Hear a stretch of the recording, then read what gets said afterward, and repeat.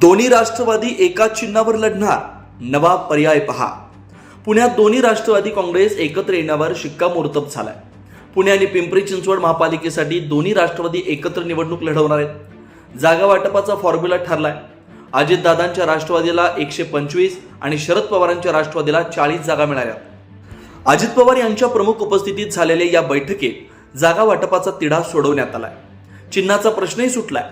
घड्याळ आणि तुतारी या चिन्हांबाबत दोन्ही पक्षांनी रणनीती आखली. एका प्रभागात जर 3 उमेदवार घड्याळ चिन्हाचे असतील आणि 1 उमेदवार तुतारी चिन्हावर निवडणूक लढणार असेल तर तिथे 4ही उमेदवार घड्याळ या चिन्हावर निवडणूक लढतील. ज्या प्रभागात 3 तुतारीचे उमेदवार असतील आणि 1 घड्याळाचा उमेदवार असेल तर तिथं 4ही उमेदवार तुतारी या चिन्हावर लढवतील. असा निर्णय बैठकीत घेण्यात आला. फॉर्म्युला 2-2 याबरोबरच एखाद्या प्रभागात 2 घड्याळ 2 तुतारीचे उमेदवार असतील तर त्या ठिकाणी उमेदवारांच्या सहमतीनं एका चिन्हावर निवडणूक लढण्याचा निर्णय घेण्याचा अधिकार उमेदवारांवर सोपवण्यात आला. चिन्हांबाबतची ही रचना केवळ मतदारांचा गोंधळ उडू नये आणि प्रतिस्पर्धी उमेदवारांना त्याचा फायदा घेता येऊ नये याचा विचार करून दोन्ही पक्षांनी ही रणनीती आखली आहे.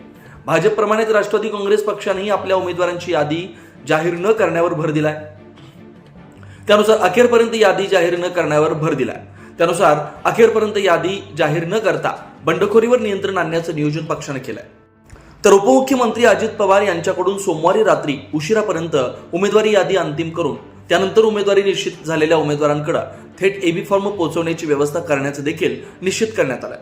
महापालिका निवडणुकीत महाविकास आघाडीला डावलून राष्ट्रवादी काँग्रेस पक्ष व राष्ट्रवादी काँग्रेस शरदचंद्र पवार पक्ष एकत्र निवडणूक लढणार होते.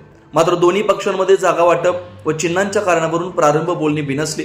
रविवारी रात्रीनंतर मात्र दोन्ही राष्ट्रवादीमधील अंतर्गत घडामोडींना कमालीचा वेग येऊन अखेर पुन्हा एकदा दोन्ही राष्ट्रवादी एकत्र येणार असल्याच्या चर्चेला उधाण आलं. त्यानंतर वेळ न दवडता दोन्हीकडील नेत्यांनी जागा वाटपाच्या चर्चेस सुरुवात केली.